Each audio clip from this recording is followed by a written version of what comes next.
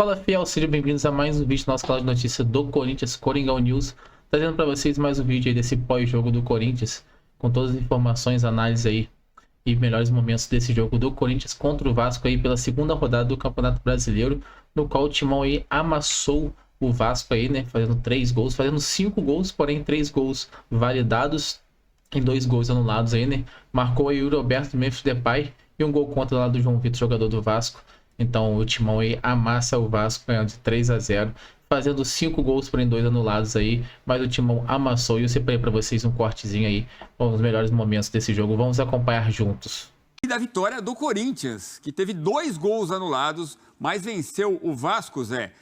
3-0, o Vasco com o time reserva. Pensando no Porto Cabelo, que enfrenta na terça-feira. Você entendeu essa opção do Carille? Tudo bem? Boa noite. Boa noite, Edu, Xará, né? Boa noite, Donan, Fábio. É compreensível, né? É compreensível pelo elenco que o Vasco tem. Ele praticamente entrou com um time reserva, tirou seus principais jogadores, né? O Coutinho, o Vegete ou o Verrete, para quem deseja, né? E entra praticamente para segurar, eu acho que o jogo. Só que não contava que o Corinthians em 2 ataques fizesse os 2 gols e depois passasse a administrar e tomar conta do jogo, né? O time do Corinthians é um time maduro, quando joga com esse meio-campo, é um meio-campo mais técnico, porque jogou com o Bidon, com o Ranielli e com o Carrijo. O Carrijo, de forma inteligente, entendendo o posicionamento do Vasco, né? O Vasco no 4-4-2, e aí ele teria essa dificuldade, o Vasco não conseguia pressionar a saída de bola. E o Coronado, né, Zé? É, o Coronado, então, eu ia chegar lá. E aí, quando sai para fazer a marcação, o que acontece? O Carrijo sai para o lado do campo, aí se transforma 2, né? Porque Ranielli e Bidon. E o Coronado, ele consegue jogar nas costas dessa linha de marcação que sobe toda hora. Recebe a bola, distribui o jogo de forma, não vou dizer assim, rápida, né? Mas com a bola nos pés, até um pouco lento, mas com precisão nos passes. E o Corinthians chegou com uma facilidade enorme no primeiro gol. Um erro do João, o zagueiro do Vasco, é um erro assim, coisa de base, entendeu? Você aprende quando você está treinando, você olha lá, você tem que olhar o teu jogador. Tá aqui, a gente tem um zagueiro, você olha o jogador, mas você tem que se posicionar de uma forma em que você consiga, né? Fazer a cobertura aqui e, ao mesmo tempo, você ter força para cortar aqui. Aí o lateral também não ajuda, não volta na marcação para fechar as costas. Aí o Memphis, genial, né? Com um passe só de peito, coloca o Yuri Alberto na cara do gol, 1-0, e depois o Corinthians deitou e rolou e controlou o jogo. No segundo tempo, com as mudanças, teve um pouquinho mais de jogo, mas o Corinthians praticamente administrou o segundo tempo. A gente já vai ver os lances, inclusive os lances polêmicos, né? Poderia ser uma goleada importante ali, 5-0, né? Com 2 gols anulados. Tem uma discussão no lance do impedimento, se houve a participação ali no lance ou não do Yuri Alberto. Mas vamos aos lances. 3-0 para o Corinthians em Itaquera. Dá uma recuperada, né? Porque o Corinthians perde na Sul-Americana. E, aliás, essa semana tem um compromisso difícil o Corinthians contra o líder do campeonato colombiano. Ô, Fábio, quer dizer que o Corinthians tá indo bem nas competições brasileiras, mas não tanto nas sul-americanas. Parece que são 2 times diferentes, Fabião. Não, se recupera até pelo jogo que fez, né, no meio de semana. Um jogo muito abaixo do que se espera do Corinthians, principalmente jogando dentro da sua casa, né? Então, um resultado que chamou a atenção negativamente para o clube. Até pela formação tática também do Ramon, né? Porque o Corinthians, quando joga com 3 homens de frente, hoje tem um pouco mais de dificuldade para criar jogadas, até no sistema de marcação. E aí o Ramon volta hoje com 4 homens no meio, né? Com 3 homens de um pouco mais de marcação. Lógico que o Carrijo, o Bidon tem liberdade também para chegar à frente. Ô, Capetas, dá licença. Vamos lá. Olha o nervosismo do Memphis, hein? Não, nos 2 lances, né, Edu? Seja na ajeitada que ele dá pro Yuri Alberto no primeiro gol, a tranquilidade, né, de ajeitar a bola, uma assistência com o peito e deixando quase que perfeita a bola pro arremate do Yuri. E a tranquilidade dele na questão do segundo gol. Foi um dos melhores jogos do Memphis, foi do Corinthians? Um jogo que chama bastante atenção, Edu. Ele estava sendo cobrado, né, em algumas atuações, a baixa intensidade, né, há 6 jogos que não fazia gols. Esse é o gol anulado, né? Esse é o gol anulado. É uma bela jogada dele também, né, a tranquilidade que ele tem de encontrar o Bidu ali na assistência. Então, assim, foi um ótimo jogo do Memphis, mas se os gols que foram anulados eles não fossem, né? Acho que seria uma atuação aí para o torcedor corintiano não esquecer. Um jogador importante, tecnicamente diferente, hoje muito mais interessado na partida, a movimentação, com relação à observação também da movimentação dos seus companheiros. E aí, é isso. Olha, é isso. Ele sabe demais, né? Ele sabe demais. Tecnicamente. Dá até dó de ver um gol desse anulado, hein? Sim. E aí tem a dúvida com relação ao início da jogada, ao impedimento. Mas assim, se a gente for colocar um destaque, acho que todos nós vamos colocar o Memphis como esse destaque pela bela atuação que ele teve no jogo de hoje. E aí tem a questão do Vasco também, que, enfim, tecnicamente foi muito inferior ao Corinthians, sentiu falta dos seus principais jogadores, né? Principalmente ali do Coutinho e do Verratti, na questão de criação e jogadas ofensivas, mas nada disso tira o brilho dessa vitória hoje dentro da arena pela parte corintiana. Agora tem uma coisa, né? Matheus Donelli. Daqui a pouco a gente vai falar do Hugo Souza, aliás, personagem do Bola da Vez neste sábado, colado nesse Sport Center, aquela mesa redonda bacana, aquela entrevista que você conhece há muito tempo com o goleiro corintiano. Já, então, na sequência do Sport Center. Fala, Zé. Não, o que eu ia falar é o Pedrinho, no começo, antes do campeonato, né? Quando acaba o Campeonato Carioca, ele fala que ele enxergava o elenco do Vasco entre os 8 melhores elencos do futebol brasileiro, né? Eu acho que o Vasco hoje ele demonstrou a opção, né? Vamos segurar os jogadores porque fizeram um jogo na altitude, cansaço. Vamos jogar com um time reserva, um time misto, vamos dizer assim. Né?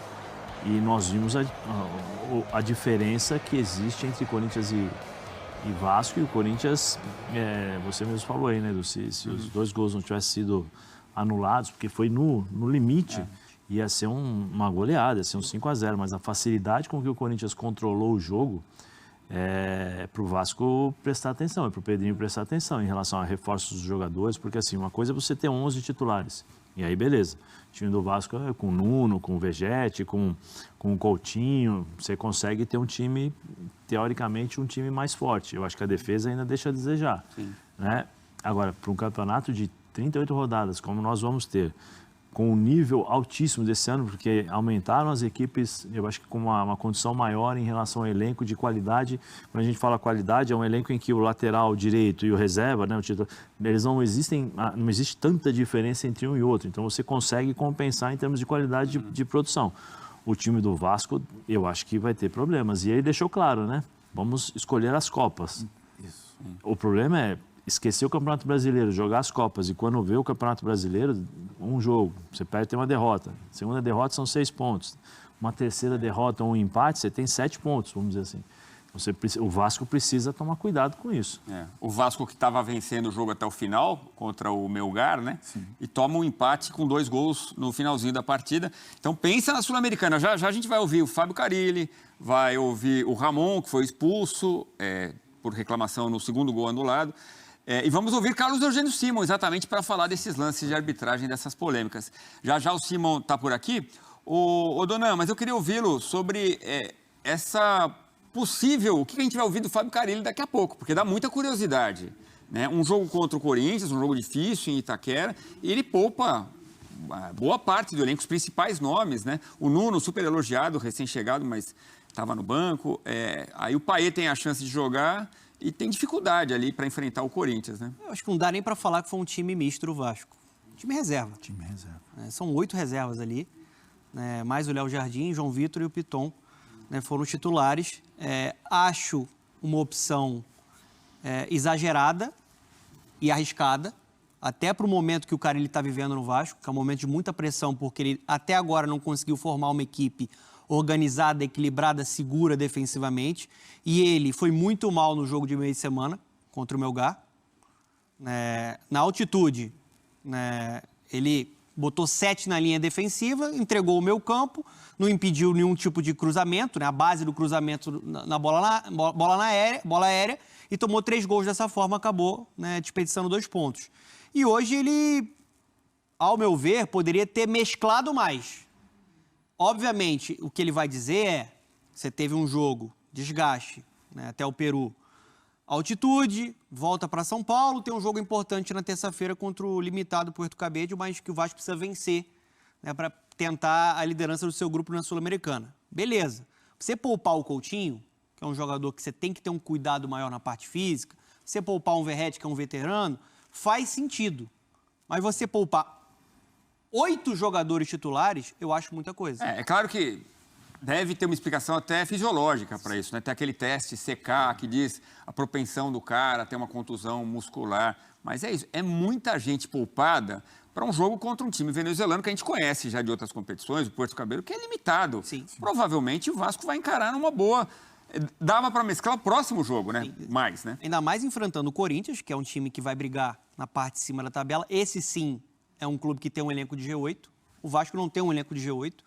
Essa declaração do Pedrinho não é uma declaração verdadeira. Eu acho que o elenco do Vasco, até do ano passado para esse, ele deu uma leve melhorada. Eu acho que o Vasco, se ele levar a sério o Campeonato Brasileiro e focar também como uma prioridade, ele pode tentar ficar ali no meio de tabela.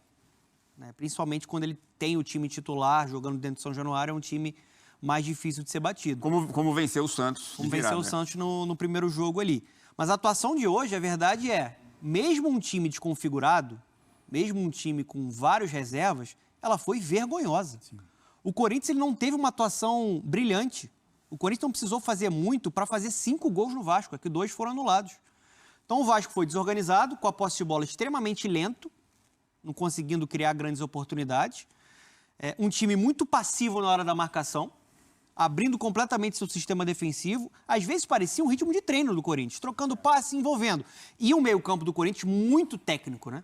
Com Bidon, com Carrillo, com Coronado, né? O Memphis e o Yuri Alberto destruindo completamente a defesa do Vasco. Então, assim, eu acho que o Carille, ele tem que se explicar, porque o momento não é bom, o trabalho dele não é bom até agora, o time mostra fragilidade e mesmo com um time reserva praticamente, a atuação foi vergonhosa do ponto de vista de postura e de organização, né? Faltou senso de urgência, os jogadores mesmo aceitando muito, né, o controle do Corinthians. O Corinthians não precisou fazer uma grande atuação para amassar o Vasco. O Corinthians faz 2-0 e depois vai no banho-maria. É isso. E os 2 primeiros gols com alguma facilidade ali mesmo para entrar. Não, e é uma forma também, Edu, de você, entre aspas, né? Tem treinadores que poupam tirando jogadores.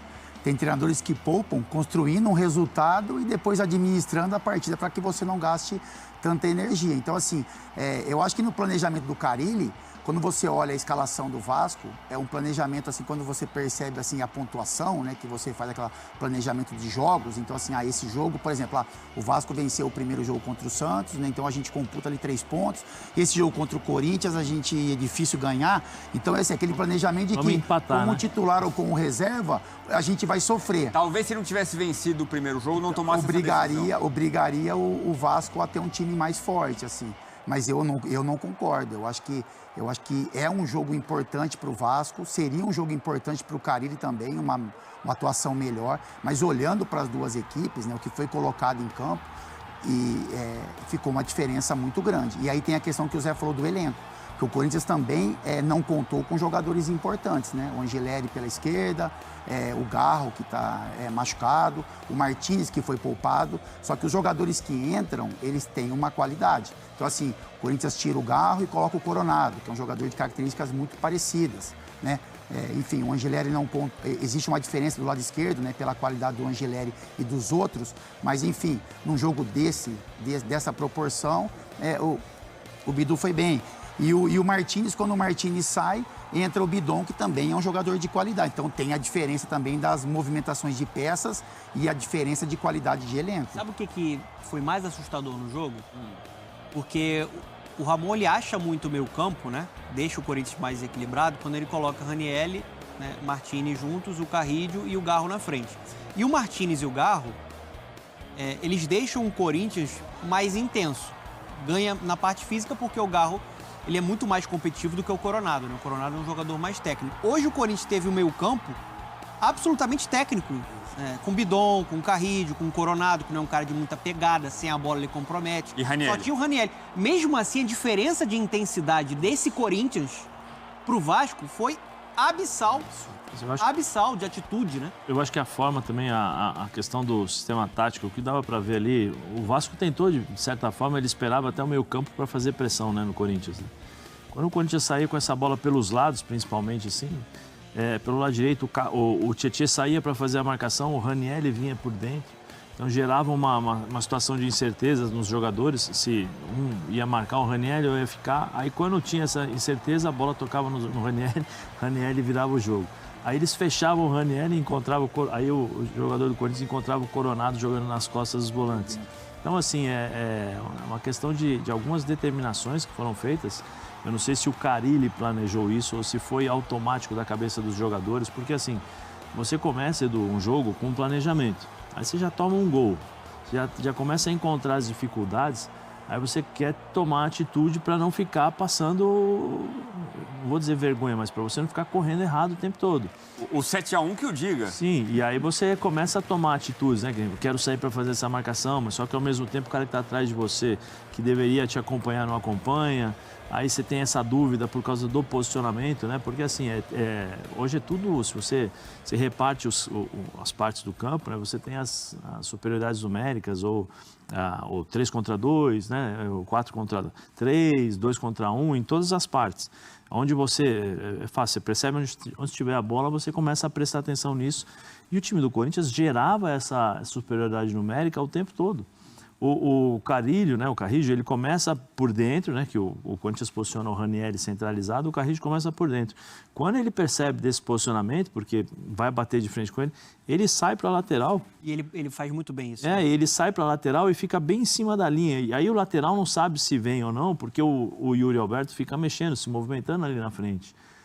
E o Coronado também. Então, assim, é uma situação que o lateral não vai sair, porque ele vai ficar na linha de 4. Ele vai ficar lá na linha de 4 defensores para esperar. Isso tudo gera dúvidas na cabeça do marcador.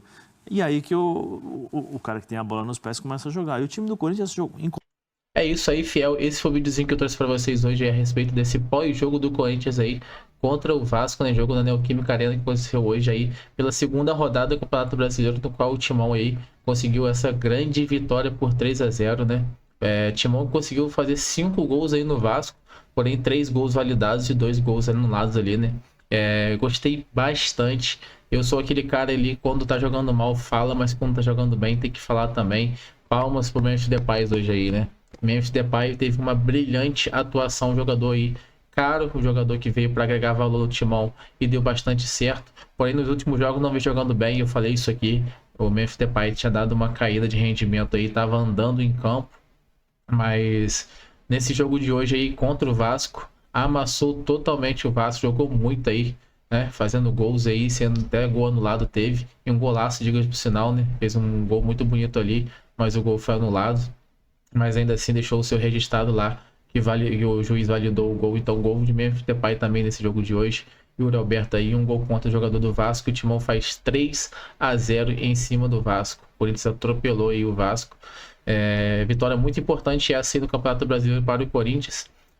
O Corinthians que empatou o primeiro jogo com o Bahia, e nesse segundo jogo agora pela rodada do Brasileirão já consegue essa grande vitória por 3-0 em cima do Vasco aí na Neoquímica Arena. Muito importante essa vitóriazinha dentro de casa para o Timão. Timão que tem agora aí como próximo jogo aí na Sul-Americana, o América de Cali, um jogo difícil lá na casa do América de Cali. Então essa vitória foi muito importante para dar um ânimo e um gás a mais pro próximo jogo do Corinthians aí, né? Que já acontece nesse dia 8. Então daqui a 3 diazinhos já tem mais um jogo importante aí, vai ter que viajar para poder jogar. Corinthians aí que infelizmente não ganhou o primeiro jogo da Sul-Americana, mas vamos focar para esse segundo jogo agora aí, vir com força máxima também e jogar tão bem quanto jogou hoje contra o Vasco, por mais que o Vasco tava com o time misto, o time reserva, aí não é problema nosso. O importante é a gente chegar lá, fazer nosso papel como fizemos aí, jogar muito bem e fazer bastante gols aí como fez hoje. Total de parabéns aí o time do Corinthians hoje nesse jogo. Amassou legal, tem que jogar assim, jogar pra frente, jogar bonito, fazer bastante gols mesmo. O adversário deu oportunidade, tem que fazer gol, tem que criar oportunidades e concretizar, tem que chutar o gol e fazer gol. Isso aí é o mais importante. O Corinthians vinha jogando bem, mas às vezes deixou de aproveitar ali, né, alguns jogos com jogador aí, com vantagem de jogador, jogando com um a mais ali. Conseguiu, né, o adversário tomar cartão vermelho um a mais, não conseguia obter resultado e fazer gols, e nesse jogo ele mostrou para que veio, né? Fez 5 gols, porém 2 anulados. Então o Corinthians vem mostrando aí que tá cada vez mais disposto a conquistar títulos nessa temporada 2025. Depois desse Paulistão aí, e se continuar vencendo assim, tem tudo para conquistar também o Brasileirão aí, quem sabe a Sul-Americana. Então vamos torcer, vamos sonhar aí que o Timão pode levantar mais uma taça aí nessa temporada 2025. No mais aí, o Fiel vem trazendo vídeo para vocês aí todos os dias com informações a respeito do Corinthians, estarem trazendo pré-jogo, pós-jogo, análise e tudo mais você encontra aqui no nosso canal de notícias do Corinthians, Coringão News. Espero que vocês tenham gostado, é só se inscrever no canal que vocês não vão perder nada a respeito do Corinthians. Se gostou do vídeo, deixa o like no vídeo também, se inscreve no canal, não se esqueça. Tamo junto, até o próximo vídeo e vai Corinthians!